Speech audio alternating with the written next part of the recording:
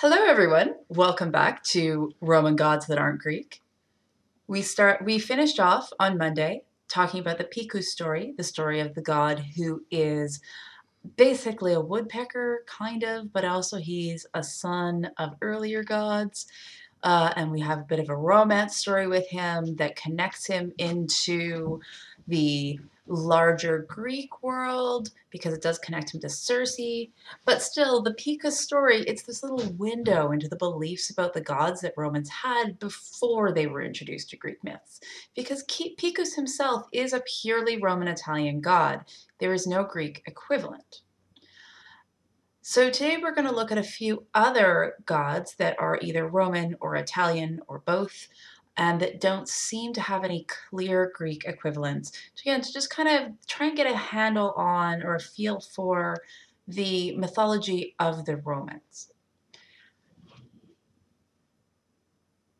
So our next story is going to be the story of Vertumnus in Ovid's Metamorphoses, book 14, lines 623 to 771. The slide that we've started here on, reading the stories, is again just a reminder of the questions that you can ask when you're reading these stories to help organize them for you, since they're often not very familiar and they may not be as clear as you would like them to be. So ask yourself, who's the main character, what they're the god of, if anything? Are there other significant characters? What happens to the main character? Why? And what does it all mean?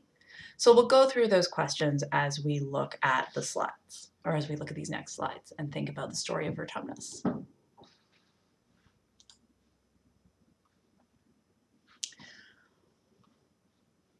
All right, so who is Vertumnus? Well, Vertumnus is a shapeshifter and an agricultural god. The first fruits were usually offered to him. And what first fruits are, that means that whenever a crop ripened, people would bring a sample of that first harvest of any crop to Vertumnus. Vertumnus was originally an Etruscan god, but he was worshipped in Rome. He had an important statue near the Roman Forum, and there are accounts that suggest that he moved to Rome when Rome conquered the various city-states of Etruria. He transferred his powers to the victorious Romans. This was a Roman habit when they encountered other cultures. They would invite the gods of their opponents to abandon their opponents and join the Romans because they felt that the gods would support whoever was victorious, and the Romans assumed that was going to be them. The image on the slide is an image of the Vicus Tuscus, which is the Latin term for the Etruscan road, and it's in Rome, and this is roughly where the statue of Vertumnus was in Rome. It's not there anymore. In the story, we also have Pomona, the goddess of fruit, so here's another significant character. Ovid calls her a nymph, but she was worshipped as a goddess, and indeed the name Pomona literally means fruit woman. She is the goddess that a farmer would worship to make sure that his fruit trees were healthy and fertile. And the image on the slide is a much later painting. That's not an ancient painting, because she ended up getting used in later paintings to kind of represent fertility in an allegorical way. Another important set of characters in the poem, in this myth, which is in a poem, are satyrs, Pan, Sylvanus, Priapus. So these are a crew of woodland deities. They basically help set the scene, because the story as a whole is another one of these stories in a rustic setting where a male deity is trying to win the love of a female. So we've seen stories like this before. Even going back again as far as Persephone and Hades, where Persephone was kidnapped while she was picking flowers in a rustic setting. The satyrs, besides being woodland deities, the satyrs and Pan and Sylvanus and Priapus also all have a reputation for being very lustful. So they don't just set this. They don't just set the story's physical setting, but they also set it as a story that's about love and or lust. The next slide Well, if we were in class, the next slide would be a question. So at this point, you should pause your lecture and you should go to Top Hat and answer the next question.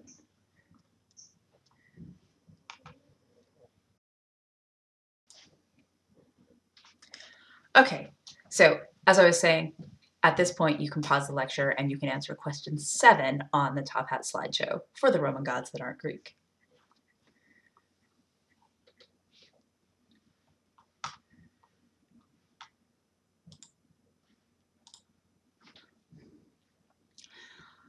So our main characters are Vertumnus and Pomona. And the main story of this particular myth is about Vertumnus trying to convince Pomona to love him.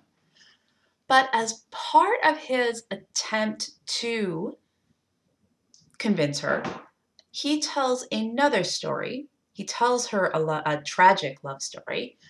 And so we have these two other characters, Anaxareta and Iphis, and they are characters in the story within a story, in the story that Vertumnus tells Pomona in their story. Ovid really likes this style of storytelling. He likes to vary his storytelling style by introducing internal narrators. The poem, The Metamorphoses, is very long, and this is a way of him kind of keeping people's interest and mixing up the stories a little bit. The effect of this story of Anaxareta and Iphis also means that we've got a transformation story within another transformation story.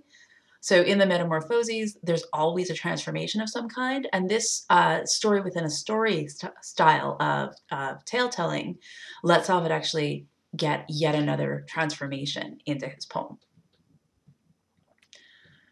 The general plot of the Vertumnus story is pretty simple. Vertumnus loves Pomona, but Pomona wants to stay an unmarried woman. She wants to stay a maiden.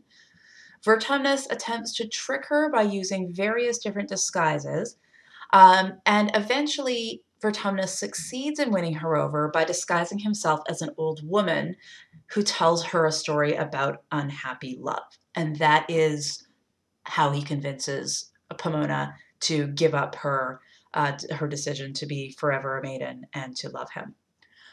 Nothing else happens to Vertumnus and Pomona. That's it. The internal story, the story that Vertumnus tells Pomona, does have tragedy because both characters end up dying. One kills himself and the other one turns to stone. But the Vertumnus and Pomona story is a very simple love story. The Vertumnus and Pomona story also does play with the idea of Vertumnus, the worship of Vertumnus. So I've mentioned a few slides back that Vertumnus is the god that farmers and gardeners would bring offerings of first fruits to. Well, Pomona is the goddess of fruit. So the produce of her fruit trees is one of the gifts that would come to Vertumnus. And so this is kind of a way of playing on their spheres of influence and having them influence their story in the mythology. So what does this all mean? Well, as I said, it might be an etiology for why farmers bring fruit to Vertumnus. It is another story that is set in the countryside near Rome, so it is also part of Ovid's interest in situating myth in the Roman landscape. And it also reflects Ovid's interest in love poetry. So Ovid's earliest poetry when he was a young man was all love poetry. And the internal story, that story that Vertumnus tells Pomona, has got a lot of love poetry type things happening in the plot. So we have a locked out lover, which is a stock character of Ovid's love poetry. We have the dura puella, the hard-hearted girl, who is the girl who has locked out the lover. Again, this is a stock character from Ovid's love poetry. And it also shows love as threatening and scary. Well, these are all characters and themes that can be seen in Ovid's love poetry. So here he's basically drawing on his earlier career to and using it to tell these more mythological, more high-style stories. At this point, you should pause the lecture and you should go to Top Hat and you should answer question 8 in the Roman gods that aren't Greek slideshow.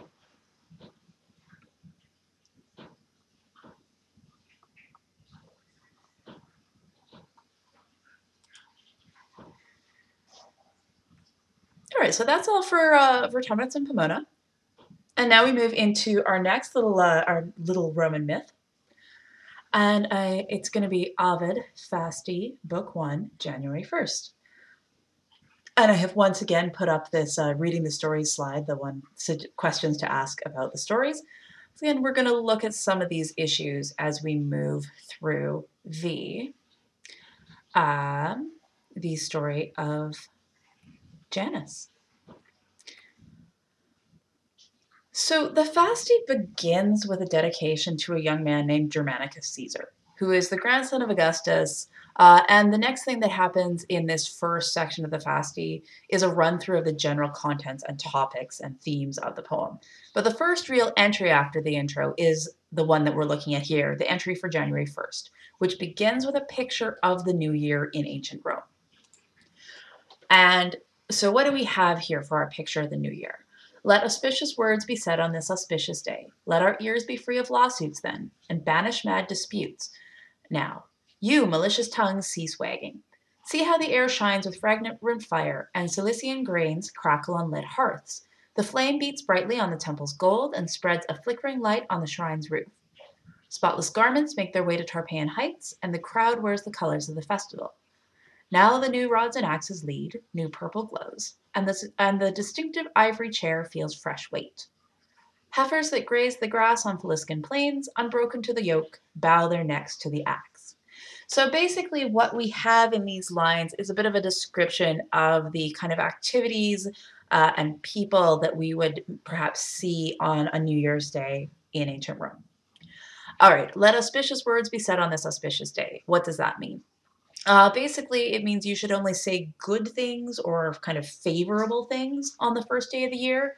And it relates to this idea that you should begin things as you intend to continue them.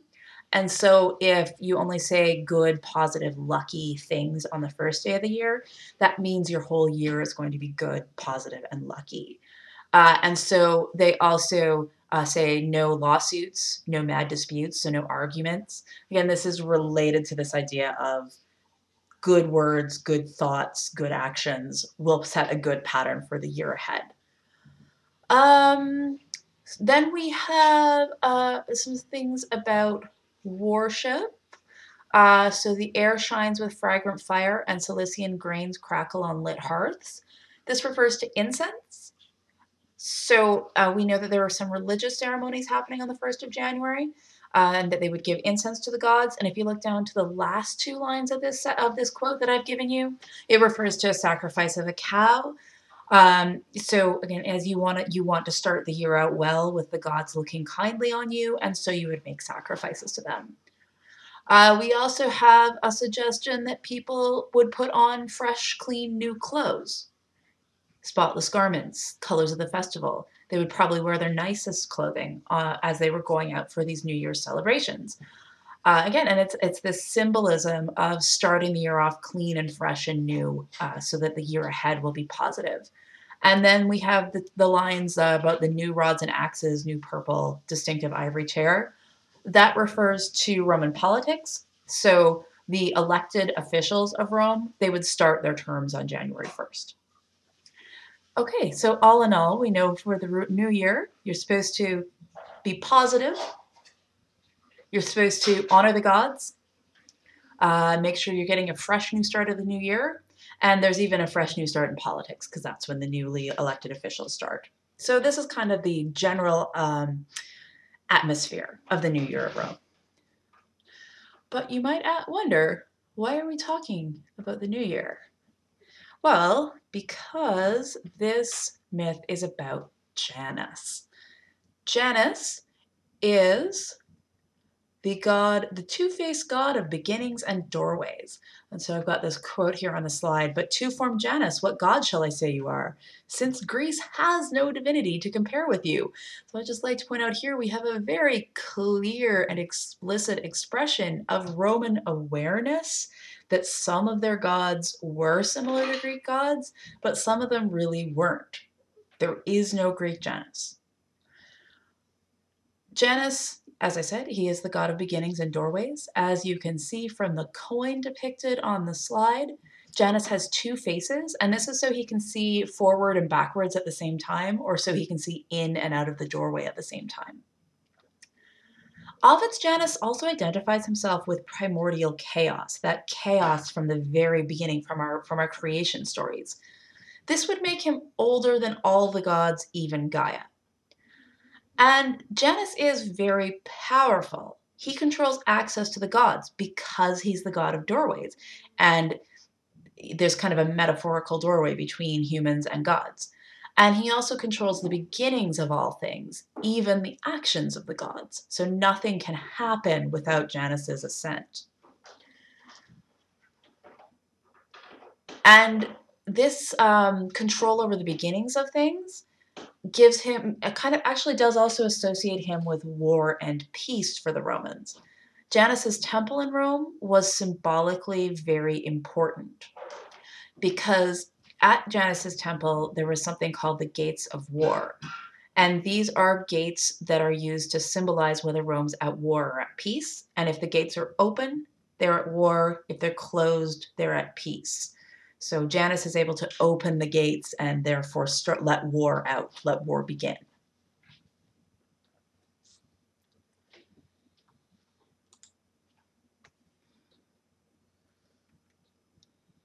So other things we can kind of learn about Janus come from the Epiphany of Janus here, where Ovid says, "While I was musing, writing tablets in hand, the house seemed suddenly brighter than it was before.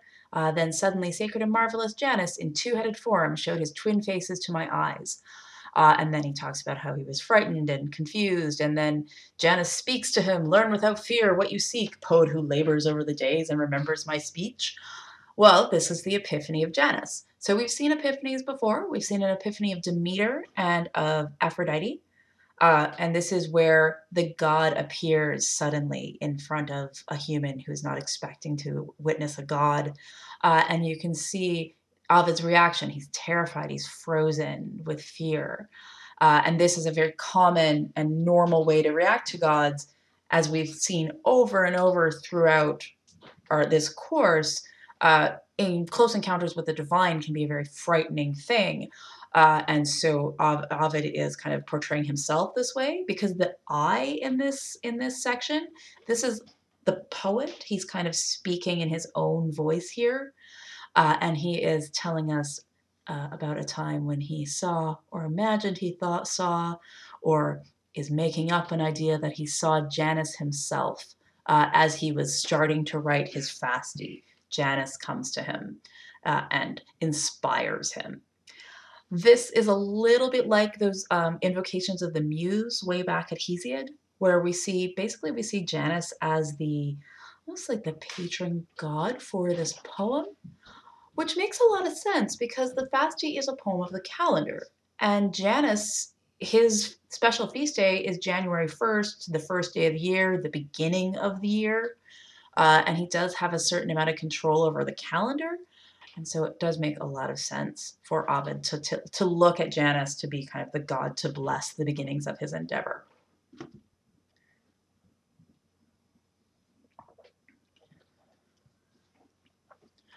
The next slide is a question. You should pause the lecture and you should go and answer question 9 in the Top Hat slideshow.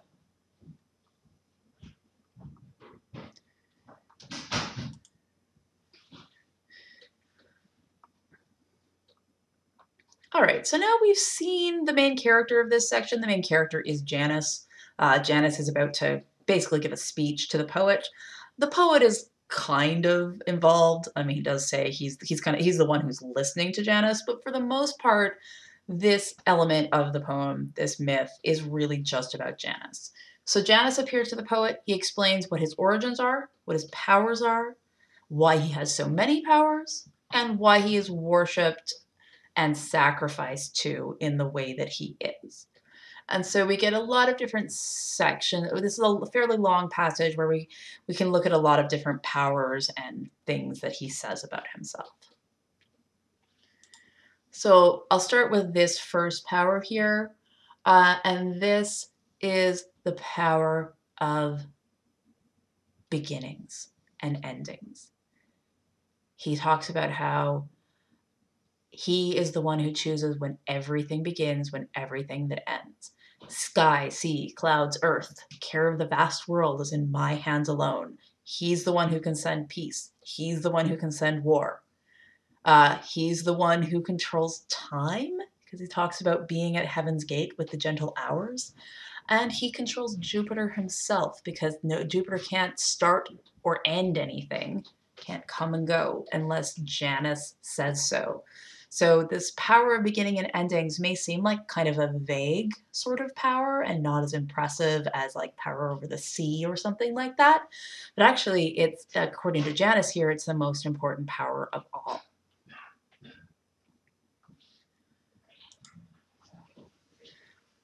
The poem also gives us an etiology to explain why New Year's Day is when it is for the Romans. The Romans had the same New Year's Day as we do, January 1st, but it's a bit of an odd day to start the year. I mean, it might seem fairly normal to us because we're used to it, but a lot of ancient cultures had their year based around the agricultural calendar, and so they might have New Year's, the new year, be basically in spring, when things start growing again. And that actually, if you think about it, that makes a lot more sense to see the new beginning to be like when there actually is new beginnings, when baby animals are born and plants start growing again.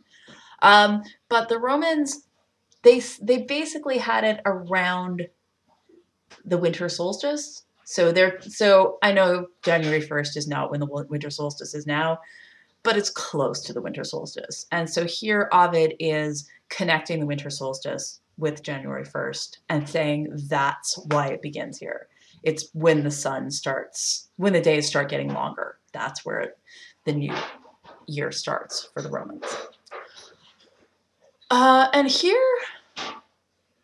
we have a sentence that kind of contradicts what was said a while back, because he says, "Then I asked why the first day wasn't free of litigation." But several slides ago, if you check, he said that it was free of litigation. And I think what we have here is, first, a weird contradiction in Ovid. But second, I think that what he's saying is that kind of hostile litigation, hostile lawsuits aren't allowed to happen on the first day of the year, but that kind of positive sorts of affairs, business affairs are, with like, making contracts and that kind of thing. And again, this is still related to this idea that you have to start as you mean to go on. So Janus says basically, lest by its omen the whole year should be idle, that if on New Year's Day nobody does any work, that means they won't do any work all year. So that's a little bit odd, a little bit hard to understand what Ovid is saying, because he does seem to be contradicting himself, but that's how I would take it, as that like they're allowed to have kind of minor or positive business dealings on the first day of the year, but no aggressive, argumentative, and hostile ones. At this point, you should pause the lecture and you should go and answer question 10.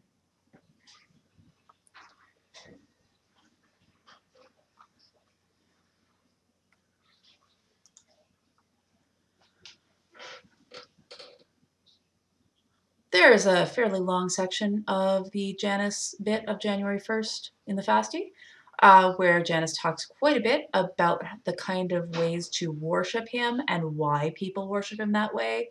and he's mostly focusing on the ceremonies that would happen on New Year's, although my first point on this slide is more of a general point. So we know that whenever the Romans worshipped any god, they would also present a sacrifice of wine and incense to Janus. And this has to do with his function as like the door through which other gods can be accessed.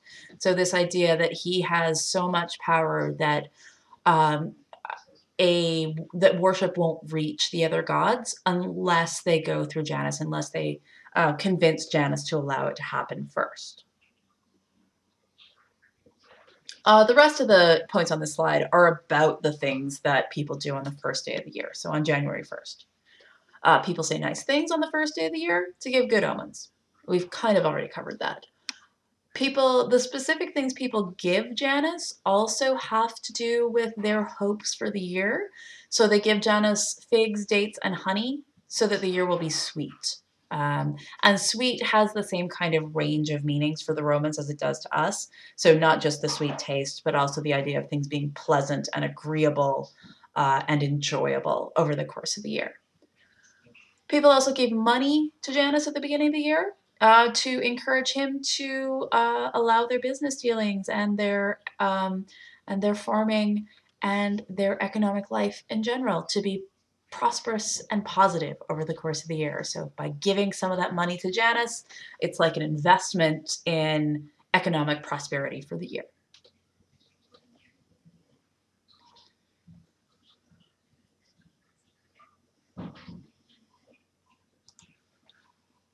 And then finally, Janus does return to this idea of the gates of war. So as I said, Janus's temple gates were open when Rome was at war. Now, an interesting thing to know about this is that Rome was almost always at war, which meant that the Janus gates were almost always open. And we hear that the gates of war had only been closed 3 times in all of Roman history before the reign of Augustus. And when I say Roman history before Augustus's reign, I am talking about 700 years. So Romans believed that there had been 3 times in 700 years when they weren't at war. And then Augustus, in his reign, which goes from, let's say, 30 BCE to 14 CE, so a little bit less than 45 years, he closed them 3 more times. So this is one of the things that Augustus was very proud of. And it's quite significant, right? So we have 700 years of Roman history, 3 times Rome isn't at war. But then under Augustus, we've only got 45 years, and he's managed to bring Rome to peace for 3 times. So Augustus was rightfully very proud of that idea.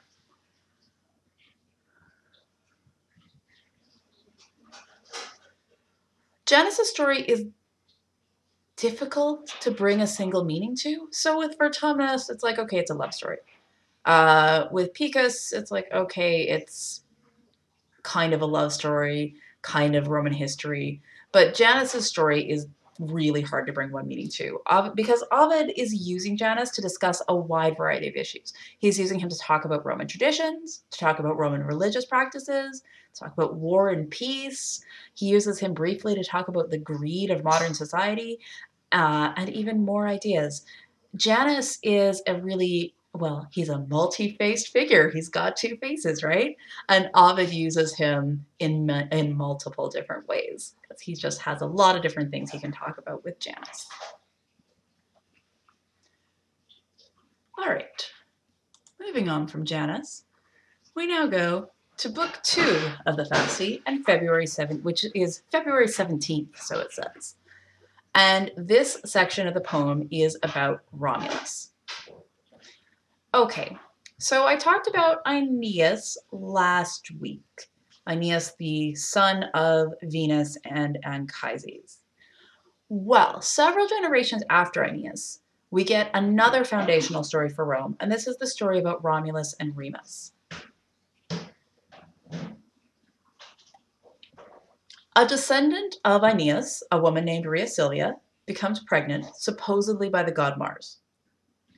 She is the daughter of King Numitor of Alba Longa, But when she becomes pregnant, her father is no longer king because her uncle had pushed him out, and then her uncle had killed her brothers, and he had forced her to be a Vestal Virgin so that she couldn't have children. So he'd forced her to dedicate her life to chastity. And this was an attempt to, for her uncle was trying to stomp out the family line of Rhea Silvia's father. After she gives birth, her uncle has her children, who are twins, thrown into the Tiber to kill them. But the person who is supposed to throw them into the Tiber is not very competent about it, and so the twins survive. They are nursed by a she-wolf, and then they are raised by a shepherd. Eventually, the twins return to Abalanga. They kill their uncle. They restore their grandfather to the throne. And once they have done this, they wander off and they go found a new city at the spot where the wolf had nursed them. And this spot is Rome. So back when I was talking about Aeneas, I said that Aeneas didn't found Rome, the city. He just founded the Roman people. And this is where the distinction is important, because it's Romulus and Remus who actually found the city of Rome. After they start the city, or while they're starting the city, really, they quarrel and fight. Possibly they're fighting over whom the city will be named after. And Remus dies, and the city is therefore named Rome, and not Rheims. So this is pretty clearly a myth about the origin of Rome and not a reflection of any sort of history. All right, so the story has no basis in history. It is, as far as we can tell, it's just this kind of myth about the origin of Rome, because we get this hero whose name happens to come from the name of the city. But the story is really a very common heroic type myth. A lot of the motifs and themes that are common in heroic mythology can be found in this story. And I will talk about them in just a second. But first, you should pause the video and you should go to Top Hat and you should answer question 11. Welcome back. So, archetypal elements of this story about Romulus and Remus, which I will tell you as you look at this image of a bronze wolf that is nursing two babies. And so it's the wolf and Romulus and Remus. All right, so what are some of our elements here? So we have the union of a virgin and a god, or of a mortal and a god. Well, we've seen lots of those kind of stories even in this mythology class, let alone in a heroic mythology class. The idea of twins founding a city is something that is seen a few other places. So the Greek city of Thebes was founded by twins. Romulus and Remus, they sort of fit the idea of kind of the prophecy of the chosen one, or the lost child who returns and finds his way and finds his destiny. The miraculous saving of a child from death and it's being raised in obscurity, and then the miraculous revelation of paternity, and it turns out these kids who seemed like they were just abandoned children are actually the saviors who are going to come and restore order to the state and find the true meaning of their lives and go off and do heroic things like setting up a city.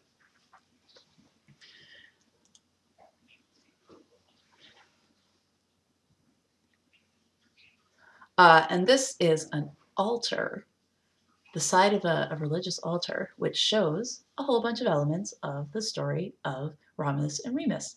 So down there in the lower left, we've got the she-wolf and the babies. The guy kind of lounging in the lower right is actually a river god who represents the river that didn't drown them. And then in the middle, we have the twins being a little bit older, going off to find their destiny. And the eagle there on the left has got to be Jupiter, doubtless watching over his grandsons, because Mars is his son, who are about to go and be super amazing and start Rome. All right. So Romulus is in this story, or is in this lecture, because we have these myths about him in Roman history and in Roman mythology. So it's kind of weird that Romulus is the founder of the city um, because he's a king and the Romans hate kings. Later Romans had kicked out their kings and set up a non-monarchical government. And so they always have this kind of tension between Romulus being a king and them hating kings. Romulus does a number of bad things in his time as king, but all of his bad things always kind of act in favor of the state. But still, there is a certain amount of tension about this person who's kind of bad, who is also a king, but he's also a Roman. And so the death of Romulus, which is told in the section that I had you read for this week, it reflects these tensions the Romans feel about Romulus being a king. So there are two possibilities for how Romulus dies. Either, well, I'll just go back to the story a little bit. So the story is that a mysterious cloud came out of the sky one day while Romulus was talking in the middle of a group of Roman senators, kind of the elders of the state. Now, either Romulus was taken up to the heavens by the gods inside of this cloud, or he was murdered by the senators inside of this cloud. And either way, though, the story is that after the cloud lifts, Romulus isn't there. He's gone. So they have to have an explanation of where he went. And the explanation of how he was disappeared if he was murdered was that like they chopped him into little pieces and hid him under their togas. So we have two ways of seeing his value. Either he's honored as a god and he gets like, he doesn't even have to die. He just like gets bodily taken up to the heavens. Or he's punished and slaughtered and cut apart by the other Romans. So you can really see how there's some tension here in how the Romans think about Romulus. It's also possible to read Romulus as an allegory for Augustus, and this idea that Rome needs a strong leader to lead them through wars and disasters. But also at the same time, there are these hints of discomfort with Romulus, and possible foreshadowing of the difficulties Augustus might face, just like Julius Caesar had. Now, when Romulus becomes a god, he isn't called Romulus anymore. So this is one of the ways the Romans deal with this issue of Romulus being a king. So now he's called Quirinus. Ovid gives a few suggestions for why his name was changed. He says maybe he is called that because the word Quirinus is related to the word for spear, or maybe because there was a group of people in Rome called Quirites, and that's where the Quirinus comes from, or because he united the city of Cures to Rome. All right, so the spear word, that's the Sabines. The Quirites, the city of Cures, all of these would be honoring Romulus for him joining other non-Romans to the Roman people and therefore making them stronger. So all of the possible reasons for him being called Quirinus are about honoring the good things he did and just kind of forgetting about the bad things that he did. And so then they can comfortably worship him as a god and just kind of ignore the part where he was a king. At this point, you should pause the video and go to the Top Hat lecture and answer question 12.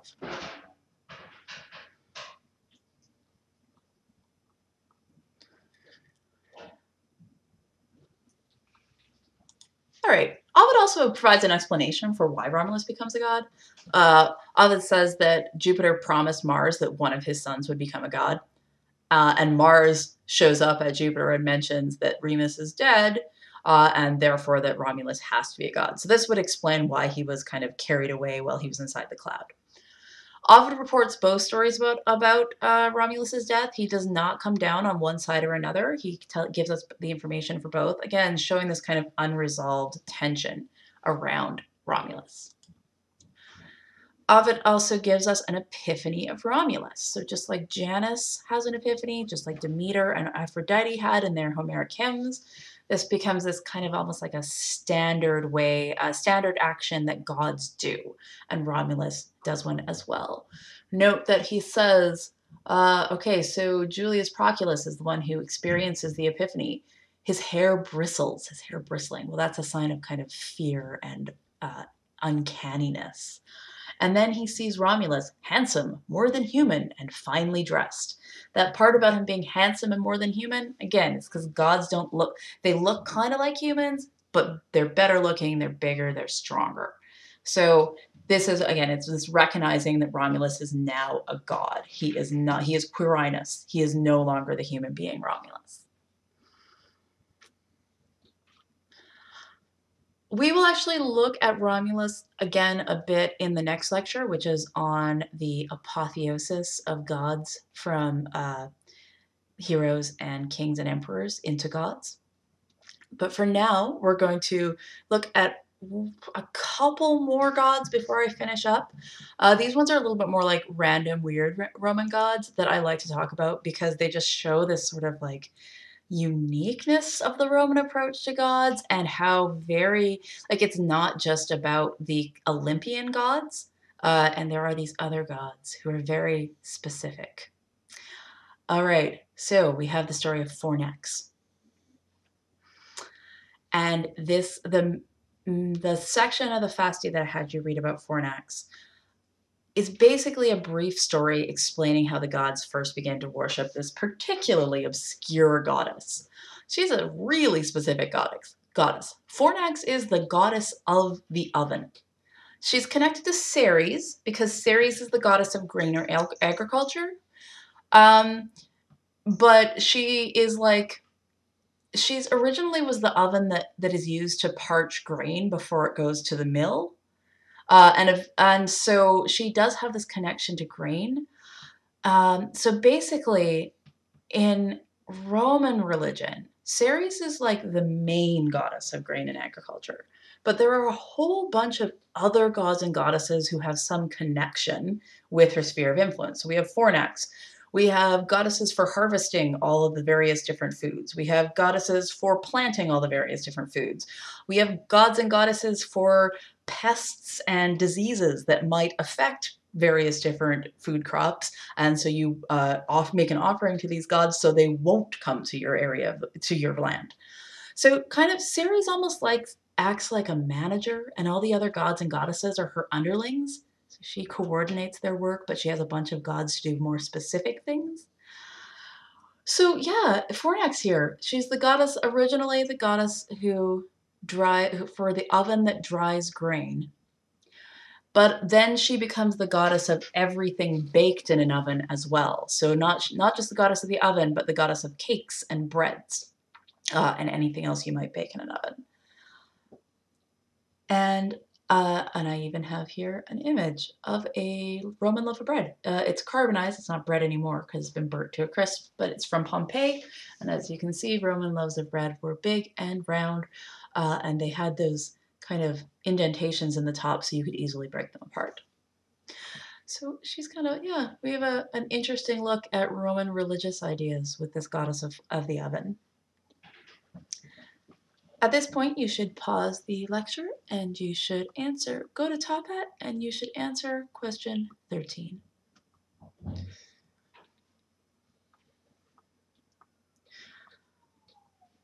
All right.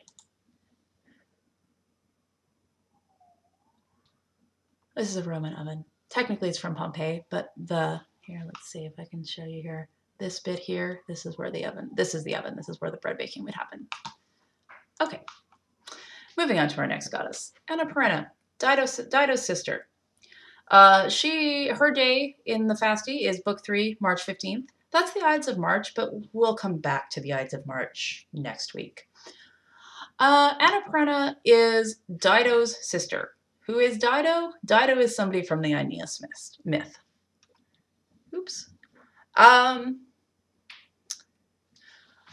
And so she does have this connection with Aeneas, founder of Rome. According to Ovid, she gets turned into a nymph. Ovid is not entirely certain what's going on with Annapurna. He gives us a whole bunch of different stories about her. He suggests she might be a moon goddess. She might be a nymph who was the wet nurse of Jupiter. And she might be an old woman who helped Rome in a time of famine and hardship and was therefore turned into a goddess. this is yet another one of these places where we go, oh, Roman religion. It's hard to wrap our heads around what's going on. And part of the problem is that the Romans themselves weren't sure. Ovid knows that there is this figure named Anna Perenna. He has heard at least 4 different stories about who she is. He cannot reconcile those 4 stories. And so he just provides us with all of the information and lets you make your own decision, basically.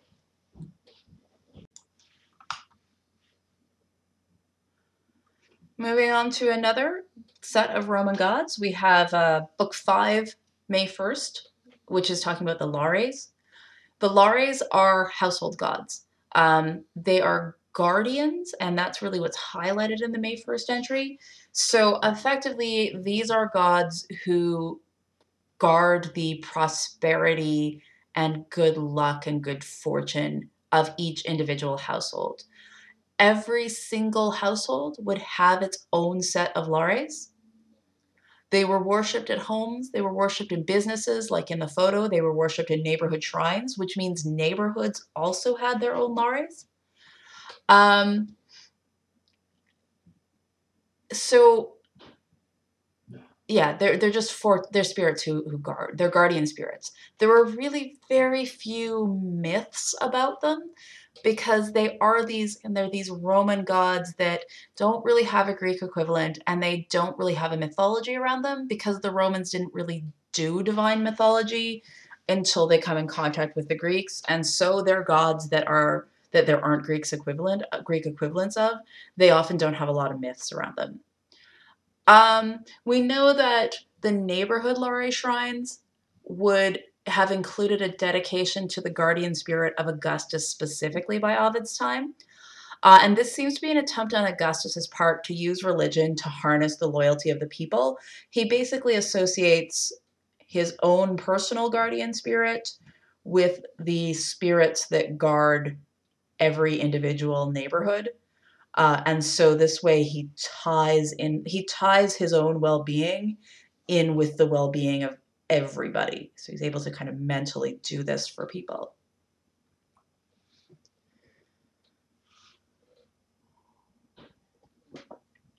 Our next brief goddess is Flora. Flora, book 5, May 2nd, in the Ovid readings. Flora is the goddess of flowers. She is often worshipped alongside Pomona. This makes sense. Flowers and fruits. Ovid says there's a Greek version. He says that there's a goddess named Chloris, which means green, but I have not thus far been able to find any evidence of her. So either Ovid is wrong, or she was just such a minor figure for the Greeks that that nothing about her has survived.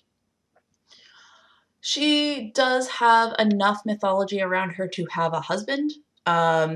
He Her husband is Zephyrus, the west wind. The west wind is associated with spring. Flowers are associated with spring. So this is more kind of ideological myth than any actual real divine myth, where we just have forces of nature that are associated with each other being married in myth. And Ovid says that Juno became pregnant with Mars because Flora used her power of fertility. So Flora, as the goddess of powers, of course, she would be this agricultural and also fertility goddess. And so she could help other people or other gods out with their fertility issues. The final goddess of our kind of random look at several weird or strange or unique Roman gods and goddesses is Carna, possibly the oddest of them all. Carna is the goddess of the hinges, and I do mean the things that hold doors to doorways.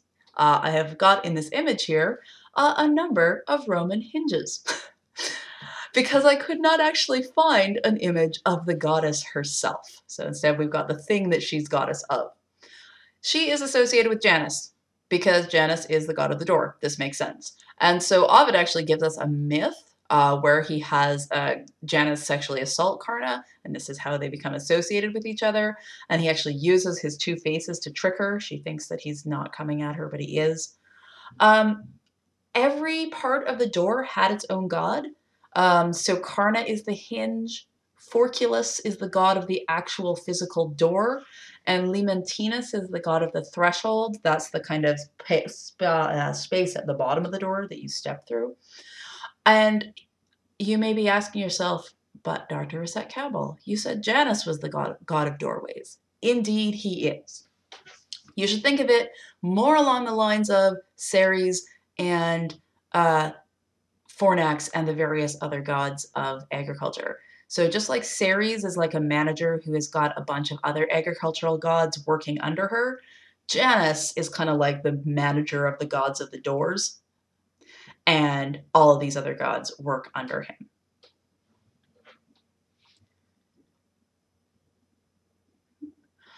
Okay, so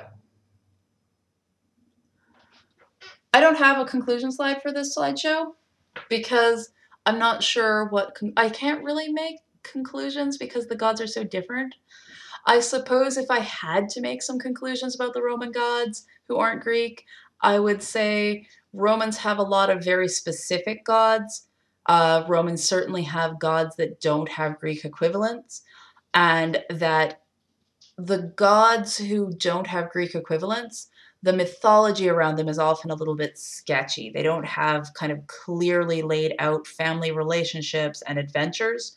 There might be at most one brief little mention, or like saying that they're married to another god. And this, again, this is another sign that these are Roman gods, because the Romans didn't really do divine myth until they came in contact with the Greeks. All right. So that being done, we are now at the end of this slideshow. I'll go back so it isn't just a black screen.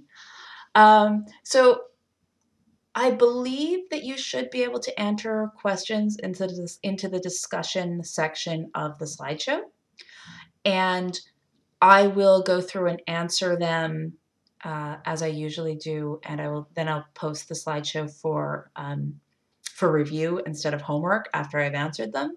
But this won't happen until I get back on Monday.